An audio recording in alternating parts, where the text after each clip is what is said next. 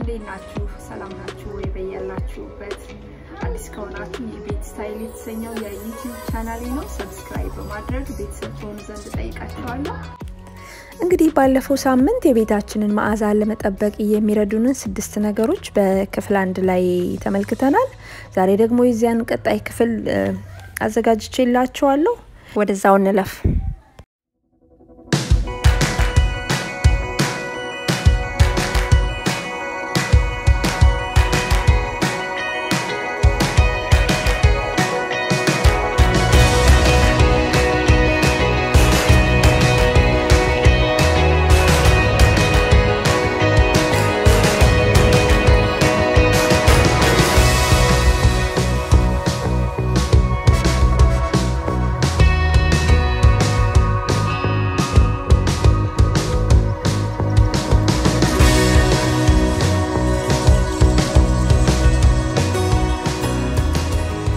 እሺ እንግዲህ መግቢያዬ ላይ እንደነገርኳችሁ ባለፈው ሳምንት 6 ነገሮችን አይተናል። በሰባተኛ ደረጃ ላይ የምናየው ደግሞ Sachet scent or Sachet fragrance የሚባለው አይነት ነው። ይሄ አንደኛው ለቤታችን መልካም መዓዛ ለመፍጠር የሚረዳን ነገር ነው። ስፔሻሊ የልብስ መደርደሪያችን፣ የጫማ መደርደሪያችን መኪናችንም ውስጥ ማድረግ እንችላለን። እንደዚህ እንደምታዩት ልብስ መሳቢያ ውስጥ ድሮወራችን ውስጥ ማድረግ እንችላለን። በጣም ጥሩ ሽታ ይፈጥርልናል። እንደው በዚሁ አጋጣሚ ለመናገር ያክል የሆኑ ነገሮችን ቤታችን ውስጥ ስናደርግ ልጆች ካሉ እነሱን ታሳቢ ያደረግን ማድረግ መልካም ነው ብዬ አስባለሁ። ይሄን ያልኩበት ምክንያት ለምሳሌ ላቬንደር ፍሬግራንስን ሳቼት ገዝቼው ነበር። ግን በቃ ልጆቹ እንደመጫወቻ እያዩ ስለሚበትኑት ብዙም አልመረጥኩትም። ስለዚህ ሌሎች ነው የምጠቀመው።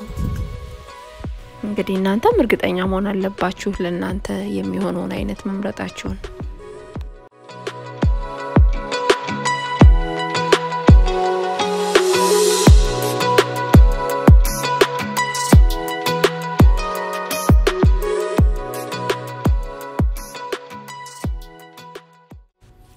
በስምንተኛ ደረጃ የምናየው ደግሞ ቢን በዲ ወይንም ሴንት ቢን ባግ በመጠቀም ቆሻሻ ማስቀመጫችን አካባቢ የሚፈጠር መጥፎ ሽታዎችን ማስወገድ እንችላለን።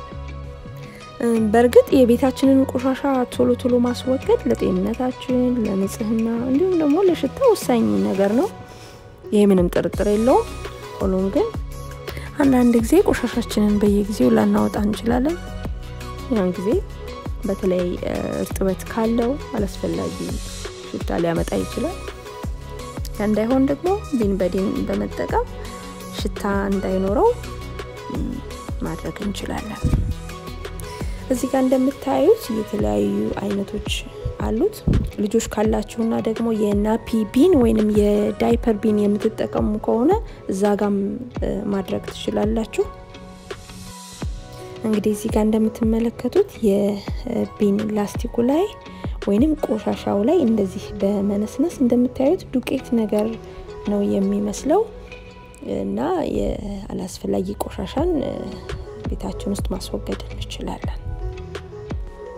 እዚሁ ጋር በተያያዘ ከቢን በዲ በተጨማሪ የራሳቸው የሆነ ጥሩ ሽታ ያላቸው የቆሻሻ መያዣ ላስቲኮችን ብንጠቀም አላስፈላጊ መጥፎ ሽታን ደግሞ መቀነስ እንችላለን።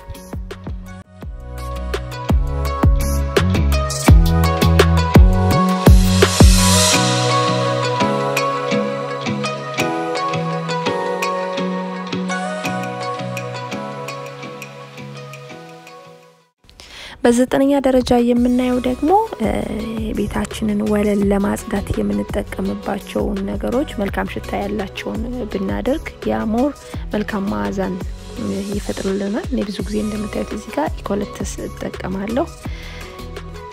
እንግዲህ እናንተም የሚመቻችሁን የሽታ አይነት መርጣችሁ ቤታችሁን መልካም መዓዛ መፍጠር ትችላላችሁ።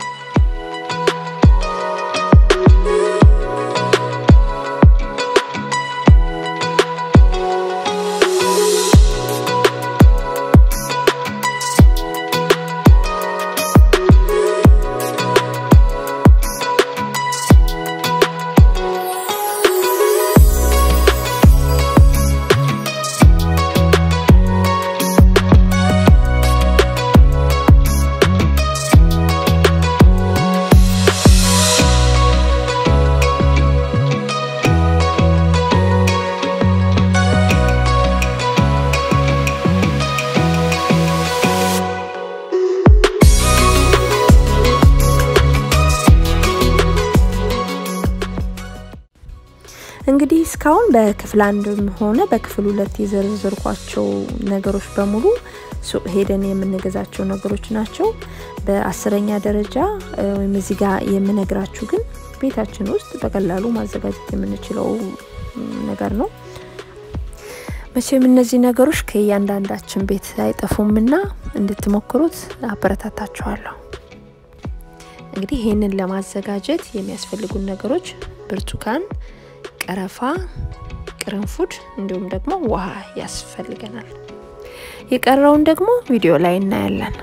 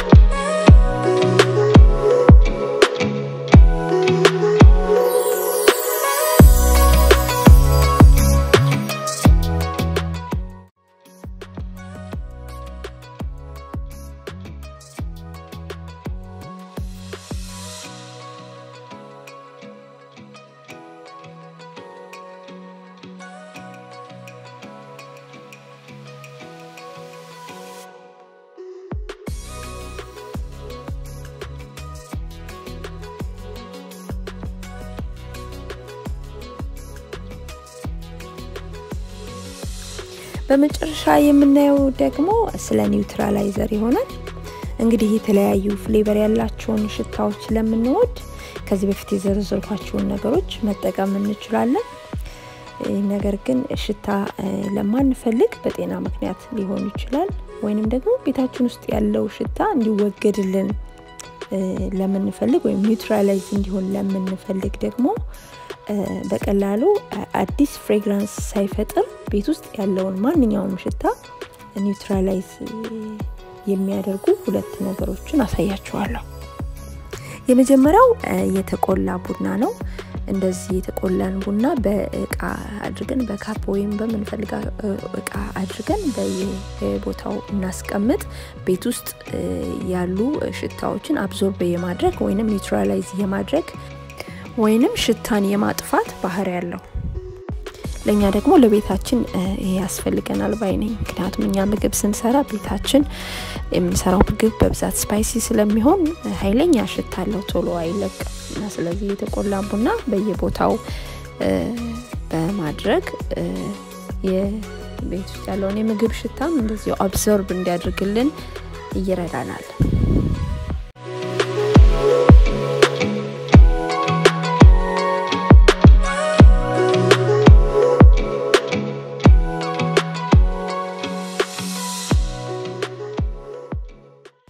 ሌላኛው ደግሞ ቤታችን ውስጥ ያለን ሽታ አብዞርብ ሊያደርግልን ወይንም ሊያስወግድልን ሊያጠፋልን የሚችል ነገር ደግሞ ቫኒላ ኤክስትራክት ነው። በተለይ ደግሞ ፍሪጃችን ውስጥ ለሚፈጠር ሽታ እንዲሁም ማይክሮዌቭ ውስጥ ስንጠቀም ምግብ ሲፈስ ያ የሚፈጥረውን ሽታ በዚህ በቫኒላ ኤክስትራክት በኮተን ቦል አድርገን ወይንም ደግሞ በመናጸዳበት ፎጣ ላይ የተወሰነ አፍስሰን በዛ ብናጸዳ በጣም ከመጥፎ ሽታ ይታደግልናል ማለት ነው። አለበለዚያ ደግሞ እንደዚህ በኮተን ቦል ላይ አፍሰን እንዲሁ ዝም ብለን ቦታ ላይ ብናስቀምጠው መጥፎ ሽታን አብዞርብ ለማድረግ ይጠቅመናል።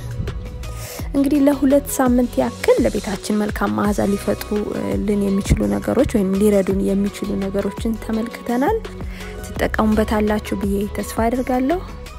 ቪዲዮን ከወደዳችሁት ደግሞ ላይክ አድርጉ ሐሳብ ካላችሁ ደግሞ ኮሜንት ሴክሽን ላይ ተውልኝ ሰብስክራይብ ያላደረጋችሁ ደግሞ ሰብስክራይብ አድርጉ ላለው በሚቀጥለው እስክንገናኝ መልካም ቆይታ